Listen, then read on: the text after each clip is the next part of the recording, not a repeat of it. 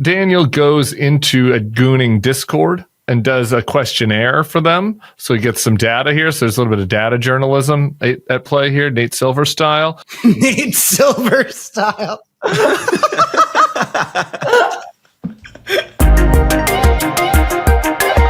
Hey everybody, I'm Cam Kasky. And I'm Tim Miller, and this is FYPod, where we bring in the hottest and smartest and most important Zoomers to talk about politics news of the day. And this is a big show because it is our first repeat guest. We've had amazing guests. We've had candidates for office, really accomplished Zoomers. We've had Steve Bannon's assistant, all the way over to like anarcho-communists. Like we've covered the ideological spectrum. We've never invited someone back yet. And I feel like today is the day because we had to bring in the man, the myth, the legend, Harry Sisson. If you get shit on by the president in an AI video, we make exceptions to every rule, and we want to hear from you. Hello, For those of you who live under a fucking rock and are unaware of what our brother Harry had to go through this week, we're going to cut to it real quick.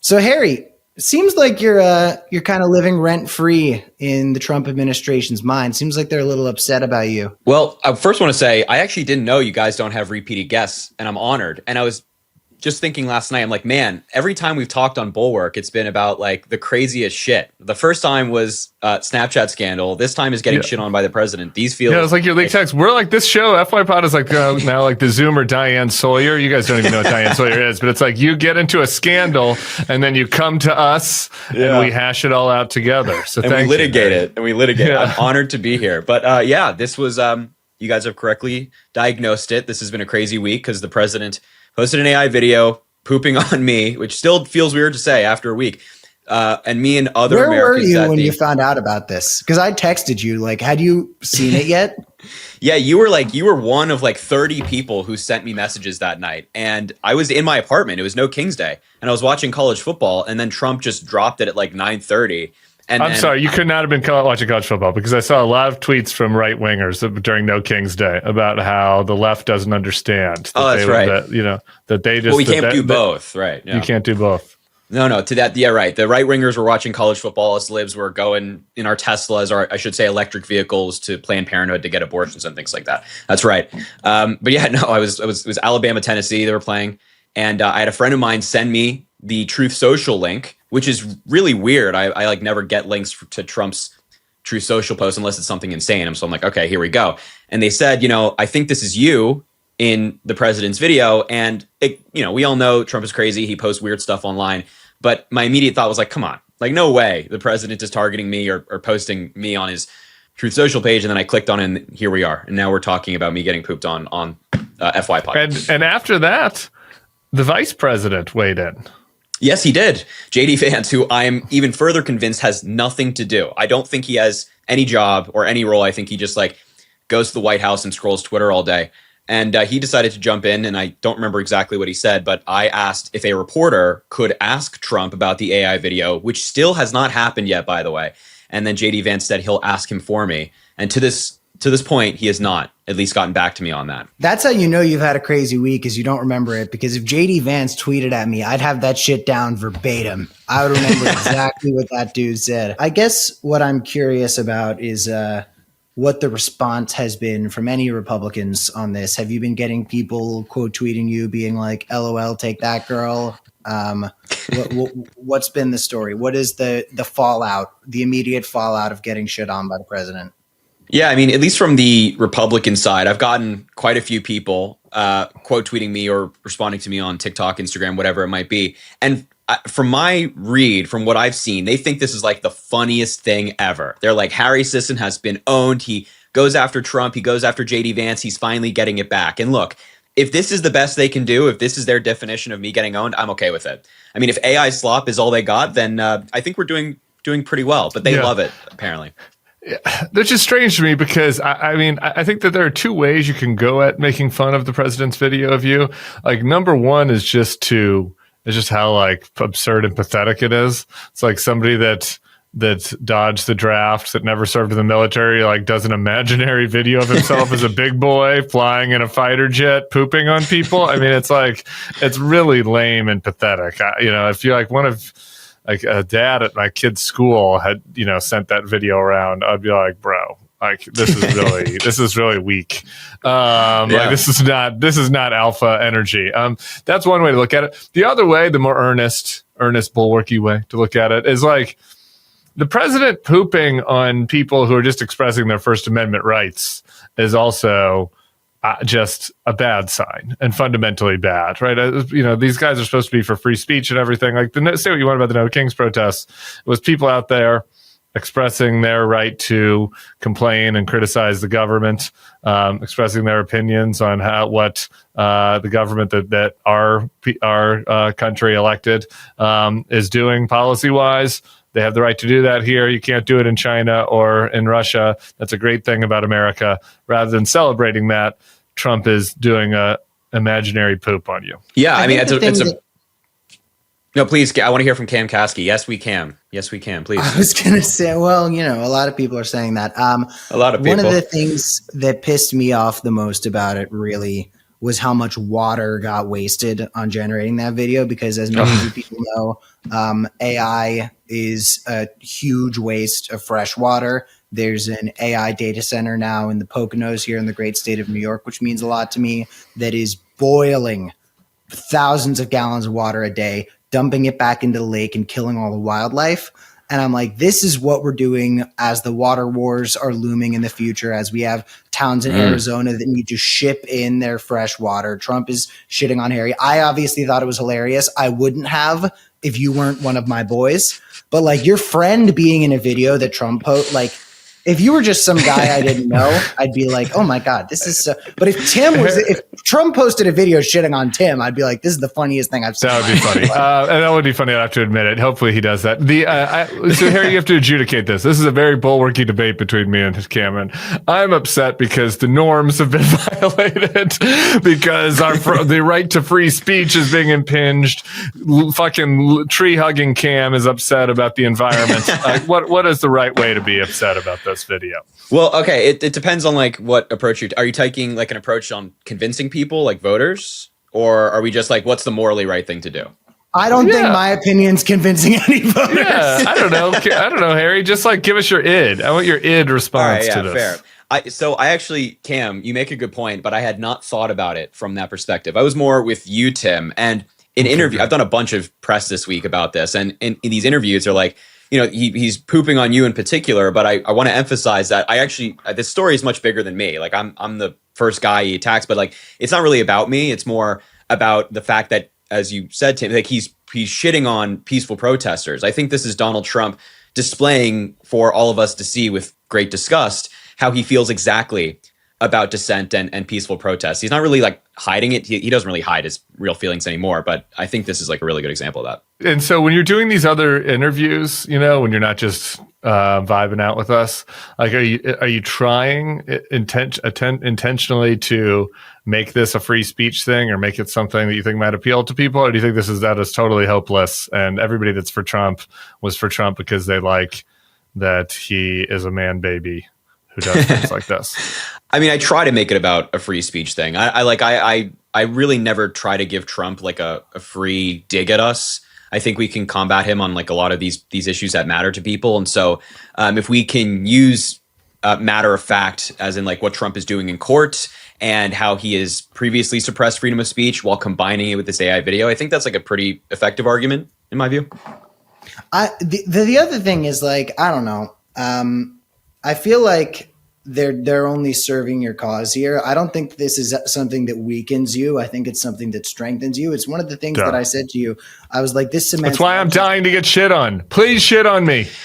Look at the content. Look at the engagement Harry has gotten over this. Can we get that on a shirt or something? If Trump AI shat on me, I'd be like, dude, you're cementing a generational run.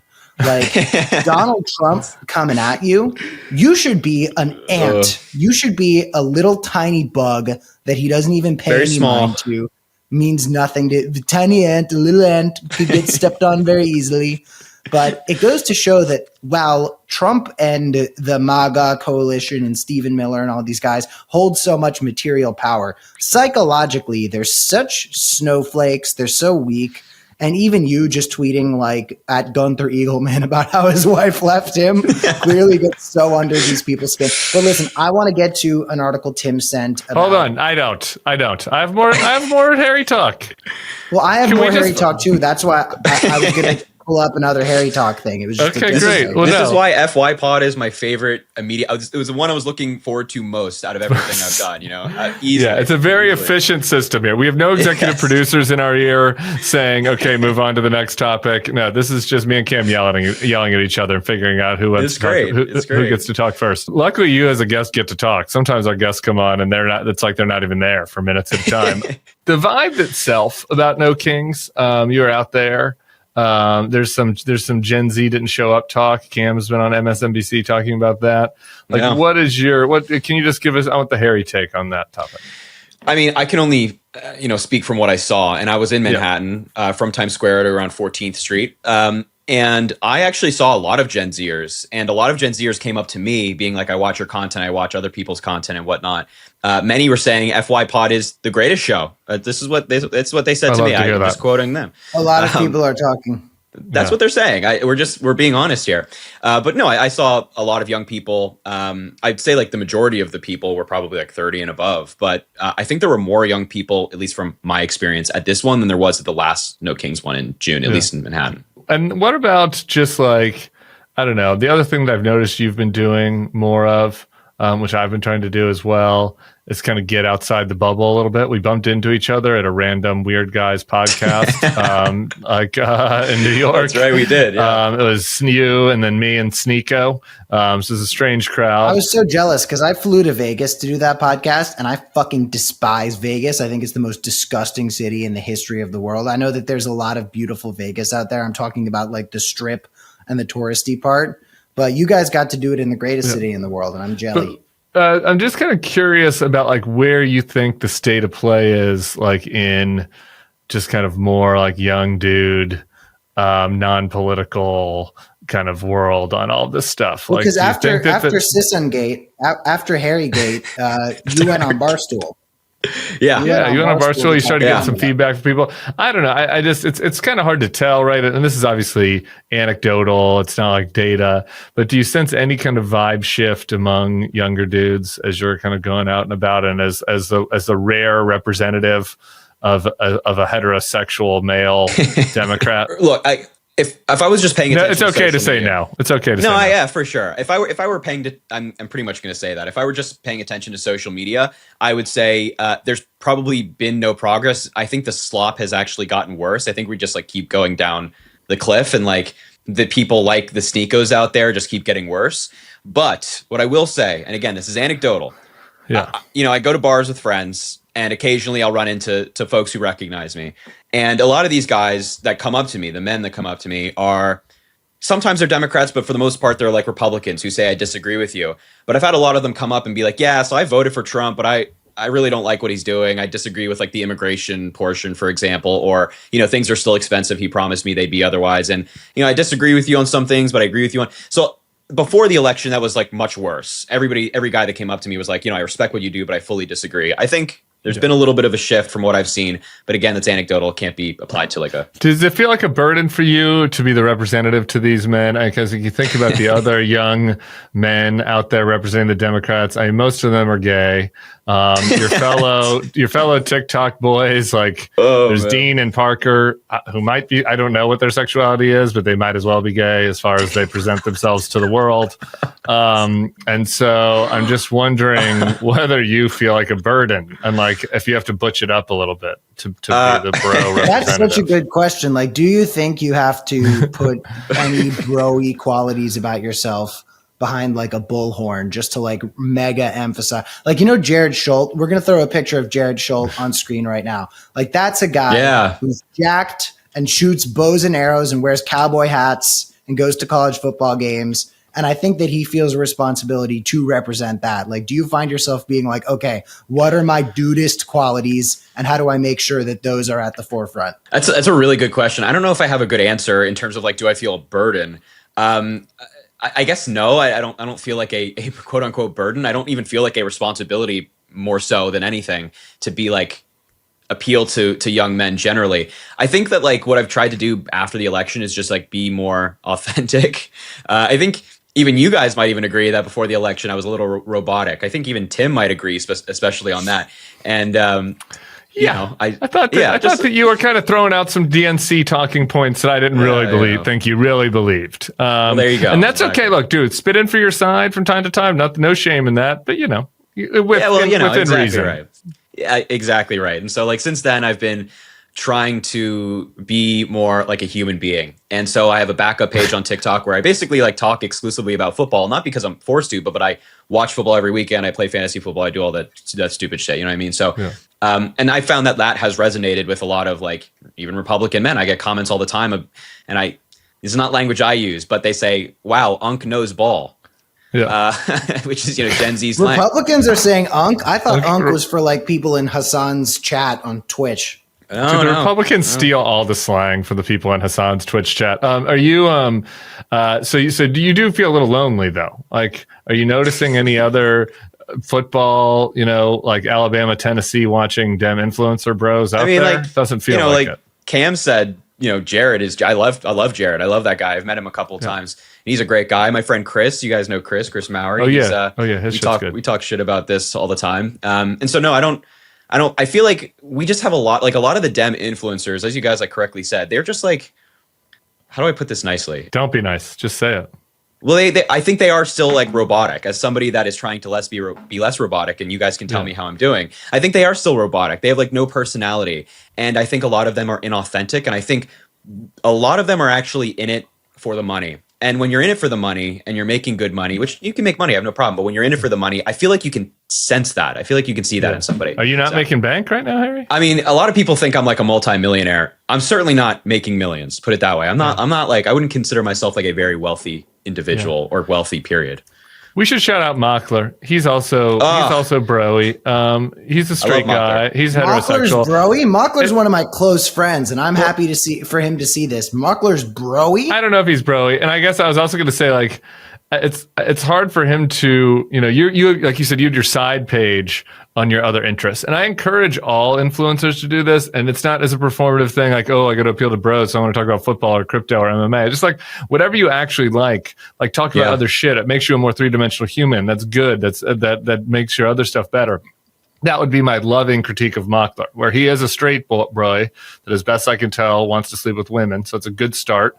But I think he just does this shit. He's just like in debate mode all day, 24/7, 365, owning the cons. He loves the game. I love that energy. It's an interesting case with Mockler because, again, he's a pretty close friend of mine. And the same thing applies to Jack Cocciarella. Like, when these guys are obsessively only talking about just politics ever, to their credit, that is them being authentic because all these guys think about is politics. So, like, in terms of the authenticity of it all, these are dudes who fucking mean it. When they're like, all I am thinking about 24/7 is owning Donald Trump. I've spent 24/7 with them. Yeah. They're being real. But Jim Tan owning Trump. Speaking of owning Donald Trump, before we get into gooning and masturbating, I do want to play one more Harry thing because I thought this was so funny, and this is such a funny example of debate people being stupid and weird. This is a MAGA dude reacting to Harry on the Piers Morgan show. All right, guys, just in case you needed a good laugh today, here's a hilarious video of Harry Sisson on Piers Morgan today getting absolutely embarrassed by everyone on the panel after asking them to name at least one high-ranking Democrat official who referenced Donald Trump as Hitler. Take a look. Trump campaign is putting that in an ad. I think that deserves to be called out. Number two, I don't think anybody in this debate can name me a high-ranking elected Democrat who has called Donald Trump Hitler. I don't think anybody can. When did Kamala Harris call Donald Trump Hitler? October of 2000. Kamala Harris said on the campaign trail, Donald Trump vowed to be a dictator on day one. His former chief of staff said he wanted generals like Hitler's. Donald Trump openly admires dictators, including Adolf Hitler. Last October. So what's crazy to me is like they prove in the video, like with the quote that they're citing, that Kamala Harris did not call Donald Trump Hitler. So she was referencing his own staff that called it that said he liked Hitler. Yeah, you got JD Vance calling Trump Hitler. And it was like John Kelly. It was like people that worked for him that was doing it. Yeah, no, that's like, oh God, I engage in debate culture, but I also hate it because of stuff like that. Like, first of all, that guy that was making the video, he's just not the sharpest tool in the shed. I'll be nice about that. But like they quoted Trump's own staff, and they were quoting Kamala Harris quoting Trump's staff, and they're like, gotcha, this is when Kamala Harris said it. And in reality, I feel like that's a cell phone of themselves, because Trump's own chief of staff was like, yeah, he wants generals that are like Hitler's generals. These fucking guys. What? Talk to me about your view on the Piers Morgan. You just going after Pizzagate Jack and dog walking him. Like, are you doing that for personal value? Or for the clips, or like what's the rationale behind you dog walking Pizzagate Jack? I think it's like three things. It's number one, love of the game. I love going after people like Jack. Total respect for that. God bless. Just love of the game, man. I love going after freaks like that. So that's number one. Number two, I think there's like genuine value in disproving them in front of like maybe a more conservative audience, or people who are just getting in front of politics, and maybe this is like one of their first debates they've seen, or maybe they're fans of Jack and they've never heard from me, and this might hopefully plant the seed to change their mind. And number three, I just hate Jack Posobiec. If I have the opportunity to go after him, I'll take that opportunity like 100% of the time. And I think the New York City mayoral's race is a great way to take a look at the value of I hate this motherfucker culture, because you've got Curtis Lewa and Zohran Mamdani presenting such a unified front as somebody who is far to the left, fairly speaking, someone like Curtis who used to run a vigilante force. So that goes to show you where he is on the right. And they both have this silent bromance with each other because they hate the same motherfucker, Andrew Cuomo. And I think a lot of the people who are saying that if Sliwa drops out, his votes are going to go to Cuomo are failing to recognize something Tim probably knows pretty well as someone who spent a lot of time within the Republican world, which is New Yorkers hate Andrew Cuomo more than they'll ever hate socialism. New York Republicans, when I say New York Republicans hate Andrew Cuomo on a metaphysical level. They hate him as the embodiment of hatred. So I could see your average New York Republican who's going for Curtis, most likely just not voting, but if not, voting for Zohran over Cuomo, because at the end of the day, with Cuomo, it's not a policy thing. They just fucking hate this dude. This is so right about Cuomo, and he deserved it, by the way, with the way he handled COVID and the way he treated Republicans living in the city. But like, that's an aside. It also is just it's a general point that people don't get about politics, is that like not everybody is as ideologically rigid as you think or as you are if you're consuming political news. This was a mistake that happened going back to the 2016 primary when I was doing the anti-Trump pack, and we were trying to get other candidates to drop out. Like towards the end of the race, it was like Ted Cruz and Marco and Kasich and some others. And like what we would find is you would think that when, like somebody would drop out, like a normal mainstream, whatever, Republican, that then all of their vote share would go to like another person. But it was like, no, like every time somebody like dropped out, when Marco dropped out, like some percentage of the Marco vote went to Trump. And we were like, what? And it's just like people aren't rational like that. Anyway, on the Zohran thing, have either of you caught Zohran on Andrew Schultz on Flagrant? I pulled a clip. I just texted Dante a clip of this for me to tee up. Is it the socialist one or the muscles one? The muscles one. Okay, hold on. Before we play the muscles one, my favorite clip, because I was texting one of the Flagrant boys about this, was like when Zohran is going in on Bill Ackman. We'll just put it in post. But Zohran goes in on Bill Ackman. And he starts being like, dude, you are spending more money against me in this race than I want to tax you. Like, you're mad that with socialism, I'm going to tax you all this money. He's like, you're spending millions. My tax increase is not going to cost you that much. Like, what are you doing? All of the flagrant boys are dying. Yeah, just mostly watch how much they laugh. I also think this idea that like New Yorkers are going to flee because of a 2% increase, it's like, I've been everywhere else. You're not going anywhere. Bill Ackman's not going nowhere. He's going to be in the Hamptons all fucking There's summer. only one place to write those tweets. That's it. New York City. Exactly. Every character you want. AC goes out in July in Miami. You sweating writing tweets? There's He's no way. spending more money against me than I would even tax him. Every day it's like $1 million. It's like $1 million. I'm like, Habibi, I don't even want that. You're going above and beyond. And then another one you get is him talking about his, what I would call physical gaffe, where he went in to lift a little bit and it didn't go very well. Let's look at that. You go, Joey, bring in the bench press because he has to. Every Year, I'm going to do 1 pound more. Next year, 136. Let's go. The year after that, As soon as you got it in bench, I was like, you fucked up, dude. Yeah, let me tell you. shouldn't have done it. I knew I fucked up when I saw that. You think I thought I was going to kill it? I knew there was a problem. And this guy was like, you got to do it. I was like, you got to do it. I was like, I really don't. You should have put the big 10-pound weights on. You know them big 10-pound? I was trying to get it. It was all Now you got it. I was trying to, but next year, 136. Okay. Watch it. Hey, watch That's it. the promises I can keep. Let's just 136. 136. You didn't keep 135. You're gonna get 136. He's gonna get there. Strike that from the edit. So yeah, a lot of these people could survive on the manosphere. It's a conversation we have all the time on Bulwark, and for damn good reason. But Tim and Harry, do you have any closing thoughts on what we've discussed so far before we get into masturbation? Harry, you have any flagrant Zoran thoughts? No, I thought he did really well. I mean, as expected, but all the clips you guys are referencing, I've seen, and I thought they were fantastic. And I also fucking hate Andrew Cuomo. He fucking sucks. That's What's your max bench, Harry? What are you doing these days? My max bench? I actually don't know. I always lift by myself, so I've never had like somebody to spot me. But what I rep is, I think, like 160 to 70. Okay, so that's what was Zoran saying. He was like, I'm trying to do 1 more pound every year. It's like 135, 136. I can actually lift a lot. My rep count. Yeah, I can't get a high count. I can do a lot. Let's see it.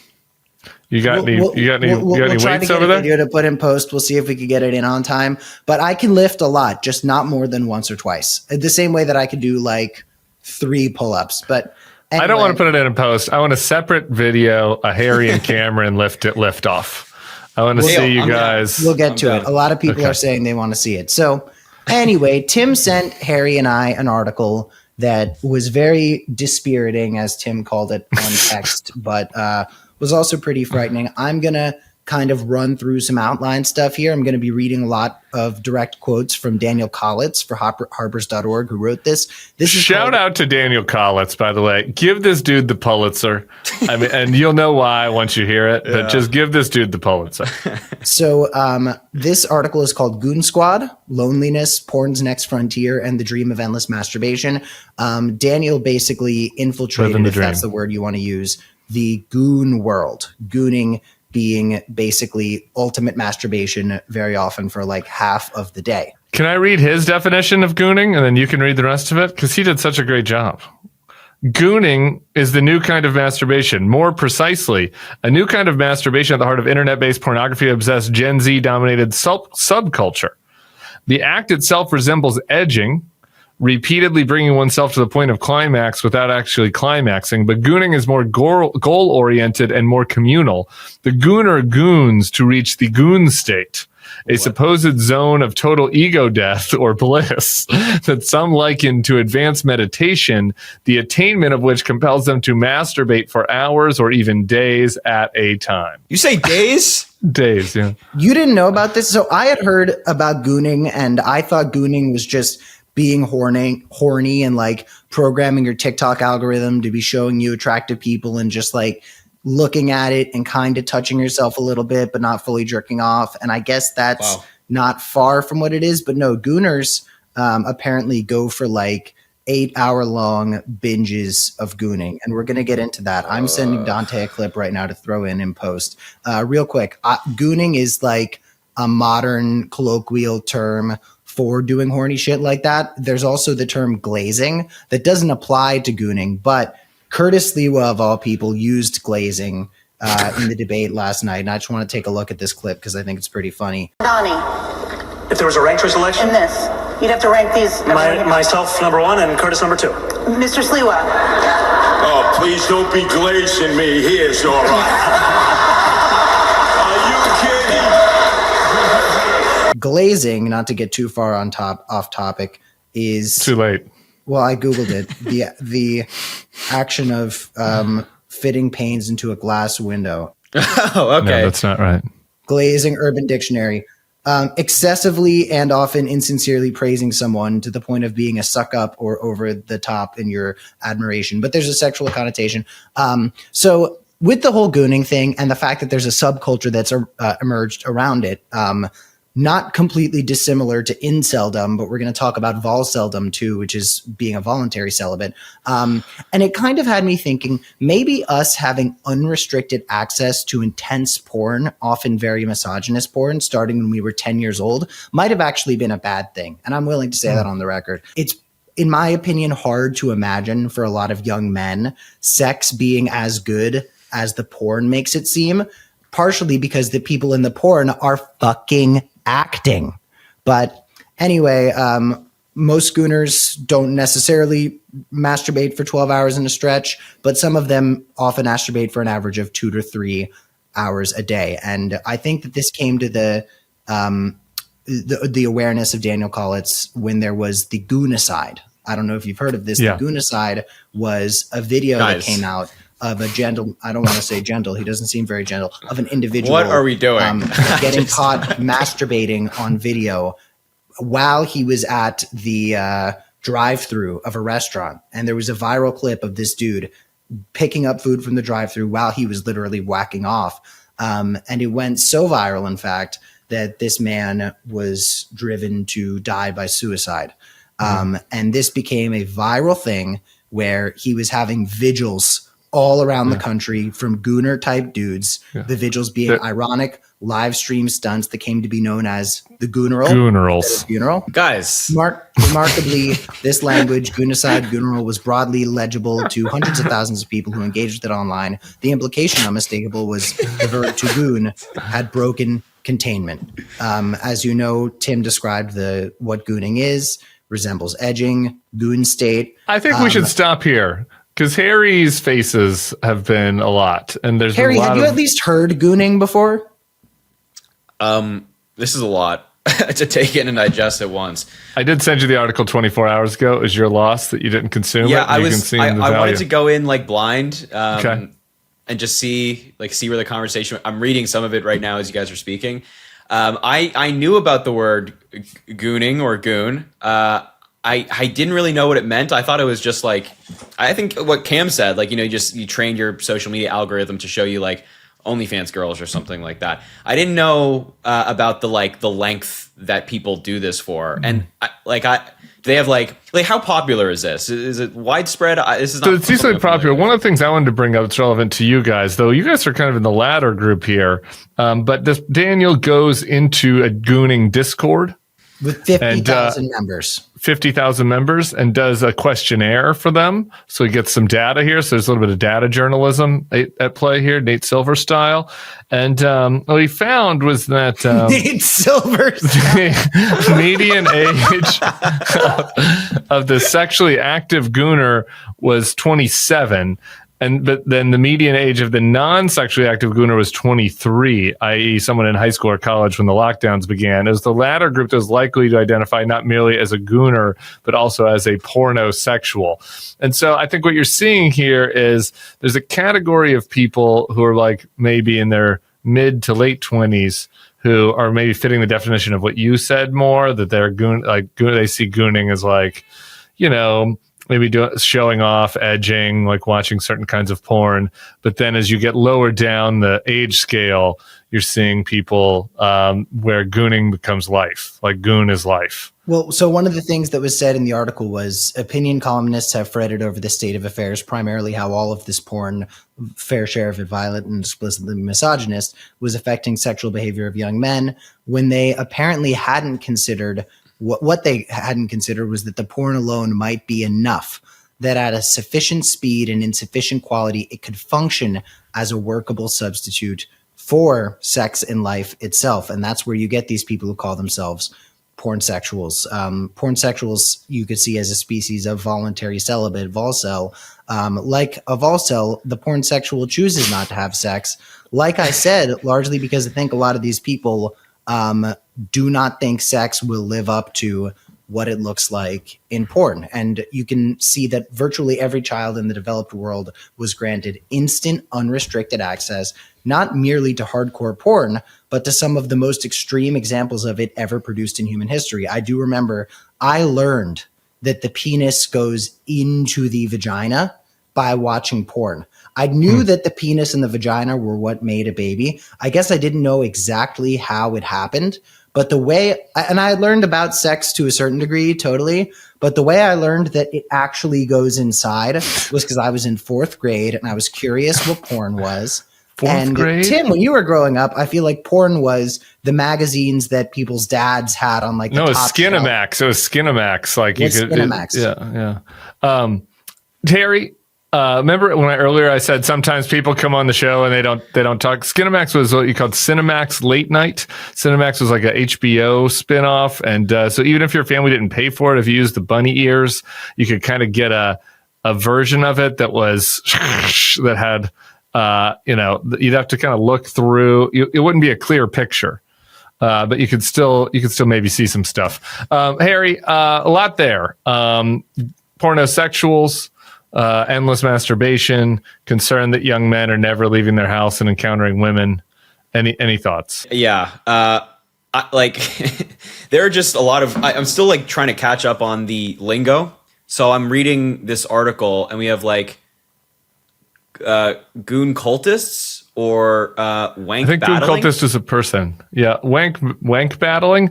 Yeah, I think wank battling is like some sort of exchange where multiple gooners are battling against each other, and then you're trying not to finish the job, but you're trying to get the other person to finish. That's I don't. This is not my culture as a middle-aged man, but based on the great reporting, that's what I understood it to be. Well, it genuinely is good reporting, because I do, not to get like so I don't know, like establishment dem here. There is like analysis to be done on this. So it's like, this is I think this is part of the reason why we're seeing such concerning data on like young people and dating and having friends or having sex or going outside at all.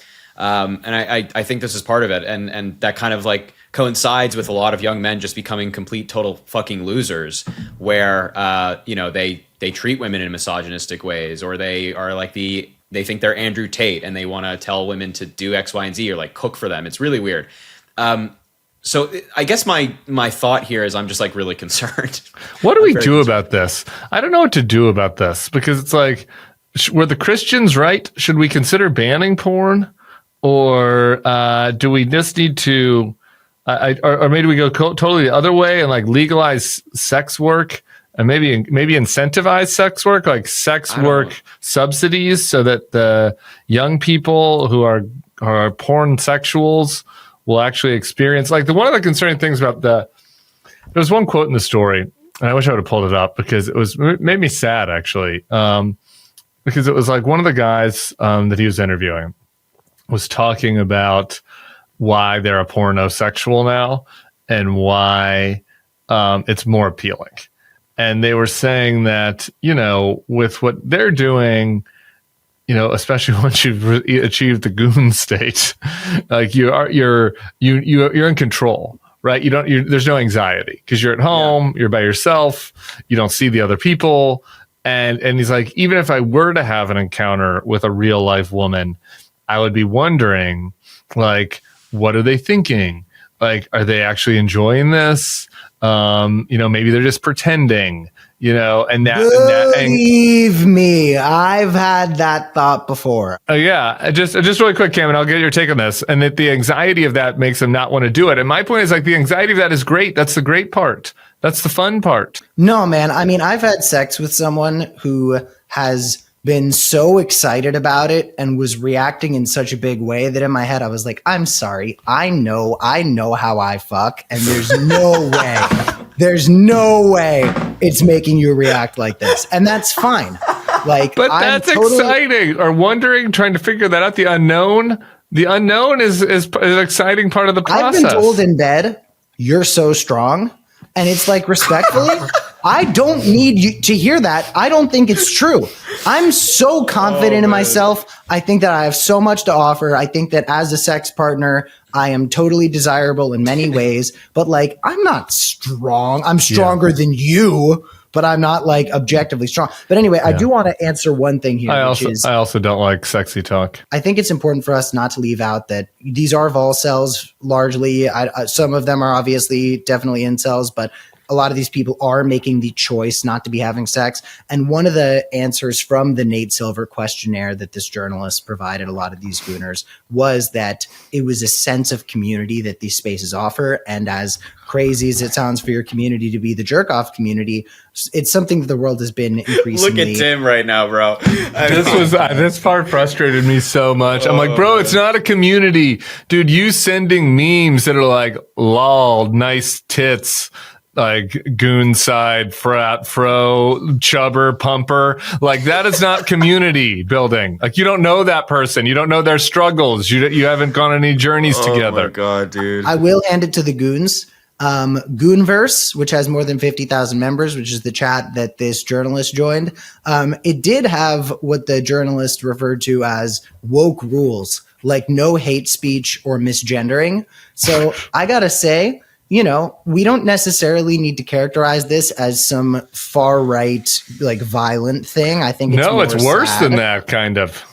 It's worse? It's worse. Yeah, because it's infected the whole society. And in some ways, it's turning people right wing, you know, because of what you've talked about a ton on this podcast, the isolation cam. But like the idea that we're having a generational societal wide move to like have their brains broken by porn, like, is bad. Like, I think it'd be better if it was just like if it was just like one random corner of MAGA. I agree. You have stuff like OnlyFans where a paid subscription would allow them to spend more money on special extras like personalized dick evaluations or nude kitchen cleaning videos.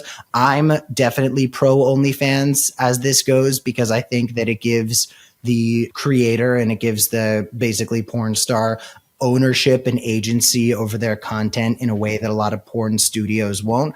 I think that one thing I've observed about porn as I've gotten older is that a lot of it seems a lot less consensual than it might frame itself as. A lot of it seems like there's power dynamics on set and in the production and with these women who are participating in it, where I don't think they are going to be as comfortable as they should be. And I think that the OnlyFans system does promote an empowerment of the people who are creating this material. But I'm going to give my really lib woke take back to something you just said, Tim, which is I totally think sex work should be legalized. I have had a family member who was a lymphatic masseuse. And what that family member was doing was providing a lymphatic masseuse. It's like massages that help with your lymphatic system, I guess the flow of certain things throughout your body. It's a specialized type of masseuse. And that was a family member of mine who was providing services that were provided by their body to make another person's body feel better. And I personally don't know how many differences that are substantial there are between a sex worker and somebody who gets called into somebody's home to provide a massage. And I think that if you legalize sex work and we create a system where the sex workers are able to control what they're doing, that's where you can get rid of the people like the pimps. And it's where you could get legal protections for the sex workers who very often, if they're sexually abused or assaulted, won't be able to have legal defense for themselves because they're doing something that's against the law. And it's like, is that really how moral our society is being? If we can have sex in private, why can't somebody in a job market where everybody's getting replaced by robots sell the body that is their fucking body. It's like, if we're going to be my body, my choice people, why can't people make that choice with their body? Sometimes we just get a topic that just gets Cameron loose. He's loose. Harry, I forget the...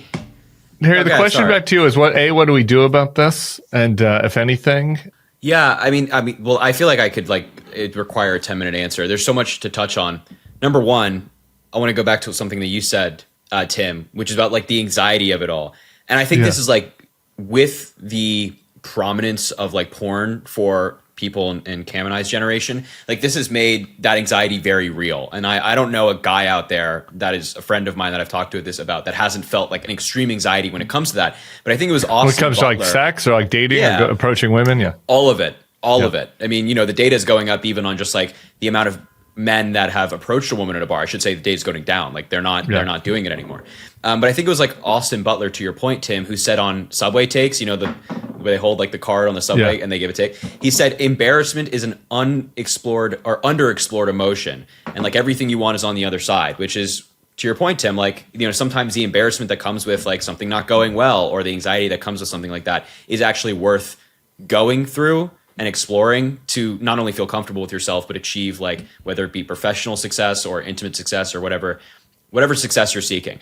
The community point is also concerning because it's sad that a lot of young men out there who are my age, Cameron's age, can't find community amongst, like real life people where they go to like the park and play football or something, for example. They have to turn to like these weird spaces online and engage in a culture that I feel comfortable labeling as a little strange, but I guess I don't know. But I understand that they no judgment, but still a little. It's a lot of hours. It's a lot of hours to be jerking. A lot of hours, exactly, a lot of hours, and so like it's but no judgment, of course.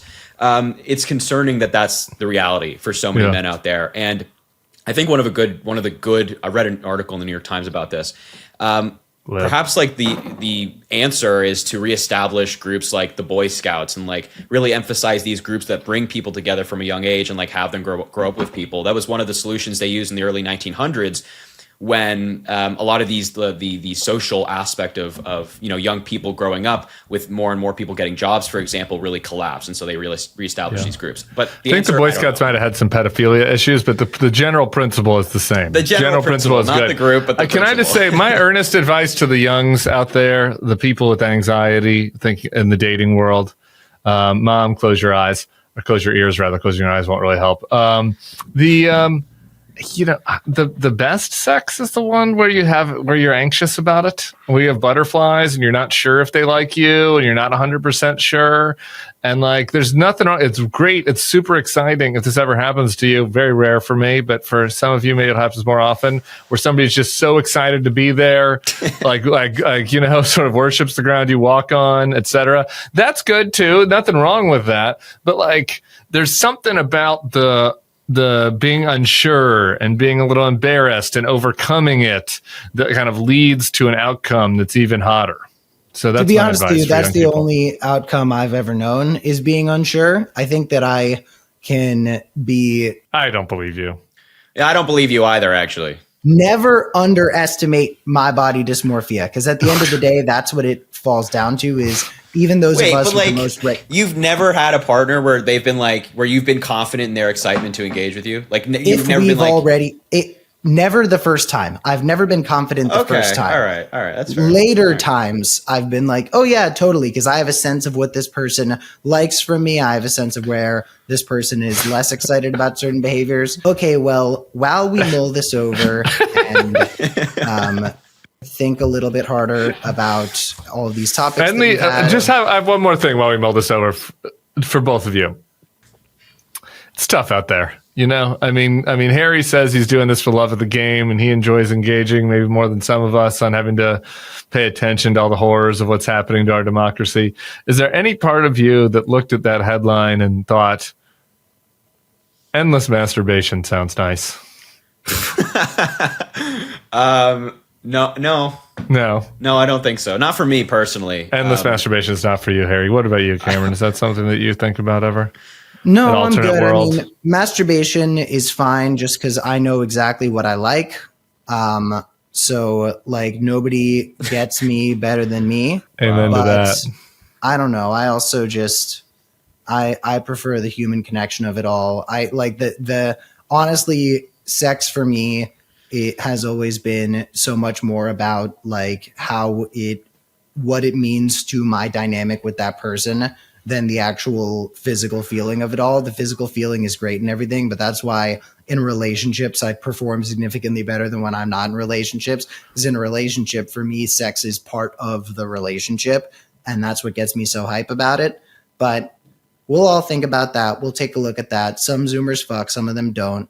I want to, before we close for the day, do 2 fun things, especially while we've got a dude on the show who's a dude. I pulled 2 questions from r/askmen advice on Reddit. I want to do that more often on this show because we're a manosphere show. First question is, what is the most valuable relationship advice anyone has ever given you? I'm going to give 2 examples real quick. My grandfather once gave me the best advice I'd ever received. He told me, pick 2 things to do around the house that she never has to ask you to do. Do them well, take pride in them, and never draw attention to it or complain. Just do it and expect nothing in return. Another one I saw was, if you wouldn't do it while you're happy, don't do it while you're pissed off. When a person is angry, their emotions tend to get in the way. To Harry and Tim, I ask you, what is the best piece of advice you've received about relationships? Should have given me prep on this. This is a tough I'll do one, mine first, and you guys can think. Yeah. When I was dating FYPod guest and FYPod channel contributor Ellie Schnitt, Ellie and I were talking about how many nights one of us would sleep over at the other one's place. We were talking about which social functions we would go to as a couple and which social functions we would go to solo. And she once said to me, there's Cam Island and there's Ellie Island and there's Cam and Ellie Island. And those are 3 different places. And Cam needs to keep Cam's Island in order, and Ellie needs to keep Ellie's Island in order for Cam and Ellie Island to be in order, which, you know, you cannot mold into the same organic being with your partner. If you guys are going to be successful and happy, you need to be, instead of 50% of one being and 50% of one being, you need to be 100% of yourselves. And then your couple, the 2 of you, that's 200%, baby. And I thought that was really valuable. That's good advice. And I agree with that. I would add, this is not advice I received, but I would add on top of that, it's important in a relationship for each person to have their own life in some ways. Like, it's like you should share most things, but not everything, and particularly in a social setting. And because the longer you're together, you know, it leads to potential issues if there's no outlet that you have outside of your spouse. My best advice I got was I was so young. I couldn't believe the wisdom of my friend Kane Fortune, one of the best names of my college friends. His name was Kane Fortune. I was in the closet and didn't know what the fuck I was doing. And I was asking him about how, and he was like handsome as fuck and like dated any girl that wanted to date him in college. And I was like, how do you like choose kind of like what are you looking for? And he said that he wanted a girlfriend that made him better and that also made him laugh every day. And I was like, that's such a dorky response. Like, you obviously want a girl that, like, whatever your type is, has some physical attribute. And he was just like, nah, man, that's all good. But he's like, if they don't make me laugh or make me better, then I'm going to get sick of them. So I don't know. Maybe that's kind of a misogynistic piece of advice a little bit, but I think that it works both ways. No, I definitely think it works both ways. I think both of those pieces of advice are really good. You covered some of what I was going to say, but I think, like, for me, best advice was just like, remember the little things. The little things like really add up and they matter. So for example, my girlfriend really likes when I buy her flowers. She really likes it. She likes when she comes over to my apartment and I have flowers ready for her or something along those lines. And so fresh cut flowers. What are we doing? Roses? What are we doing? Anything? She is a big lilies fan. Lilies. She loves lilies. Okay. Yeah, Nice. she likes lilies. And so I'll make sure to do that pretty frequently. And it's like, that's an example of the little thing that she like really cares about. She really appreciates. And the so candy that they love, shit like that. Exactly right. So that's you guys had some really good ones, better than mine, but those are That's good. You're still successfully in a relationship. Yeah, we're approaching 8 months soon. So I'm so happy for you. 8 months. Wow, I'm so happy for you. Oh my Thanks, god. Cam. I think that's great. I think that's great, Harry. I don't know. I mean, She must be wonderful because obviously She's wonderful. She's a wonderful. lot of people knocking at your door. Okay, that's great. Cameron, anything else at the end of the show? Last one from Oh. r/Ask Men Advice. This one is a little spicier. Oh, Harry, great. we are not going to force you to make any comments on this. You're I am welcome going to if force you, want. yeah. Tim is going to force you. We'll see how bad it is. We'll see how bad it is. Why is it a quote fetish if the last couple girlfriends a guy has had is from a particular race? Further on, I was at my fiance's house the other day and she had a few girlfriends over. One of them said they started dating a new guy they liked. They had been seeing each other for a month and she really liked him. But once she found out the guy's previous two girlfriends were Asian, she said that since she's Asian, it's a huge red flag for the guy and broke up with him on the spot. When I asked why, she looked at me disgusted and said, because he has an unhealthy fetish. I asked if the girlfriend broke before the last couple was Asian, and she said no, she was Caucasian like him. At this point, my fiance put her hand on my arm, silently signaling to me to shut up, so I did. Firstly, why is this an issue? So he has a preference, big deal.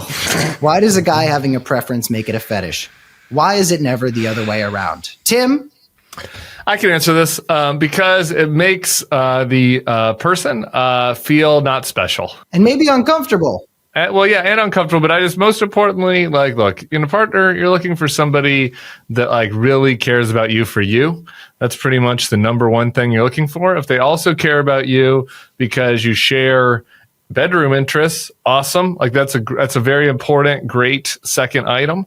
But just at a fundamental level, you need to be 100% certain and confident that that they respect and care about you as an individual human, not because you're part of a group that they have a sexual affinity for. And so I'm sure there are examples of situations like this where the guy was fully earnest and they loved the young lady for the correct reasons. And it was unfortunate that, they got a trend going in their dating life that made it seem otherwise. But broadly speaking, I think that's why people become uncomfortable with that. Harry, you got anything?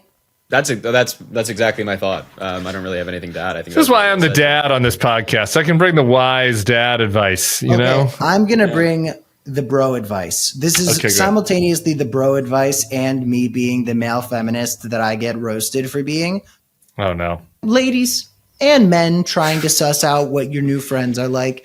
If you want to know how a white man, specifically a white man, feels about women in general, ask them about East Asian women, because I have heard some of the most psychotically, not only misogynist, but just sociopathic things I have ever heard from dudes about women, from white dudes talking about East Asian women. I'm not going to tell you what they say. I hope you never have to figure it out. But the way white dudes talk about East Asian women is some of the most racist shit I've ever heard. But beyond that, the craziest thing is the degree to which they're speaking with impunity in a way that they never would in any other context. But the shit I hear dudes say about East Asian women and the way that they are predisposed to behave in certain ways is frightening. And that is my truth. Porn. Wait, can I ask about this? I won't inquire too much because I know you said you don't want repeat. I've never heard men talk about East Asian women in particular. I mean, it's just a part of the internet I'm not on, or no bukkake. You don't do it. None of your friends talk about bukkake porn. A thing that I've heard. No, the only bukkake I talk about is when we're talking about Bukele in El Salvador, and I call him bukkake. But no, it's not just online. I see it online. It's stuff that I've heard from dudes from whom I've never heard a misogynist thing in my life talking about East Asian women. I'll say it in the context of I've never said this before in my life. As a matter of fact, sure. I actually call it out every time as, dude, are you fucking joking? But they will say East Asian women are inherently more submissive and are going to serve and be pleasers more. And yeah, I think this actually ties back to the beginning of the second half of this episode. It's probably because the way that they're depicted in the porn that we've been watching since we were fucking 10 years old. But you can get racism and misogyny in one package. Hearing a lot of dudes talk about East Asian women, I swear to you, I've dealt with it several times. It's fucking weird and it's creepy. And with FYPod, we're Harry, Tim, and Cam. Thanks so much for tuning in. What another close from Cam. Slay, everybody. Harry, good to see you. Safe and Likewise, sound. guys. Thank you, guys.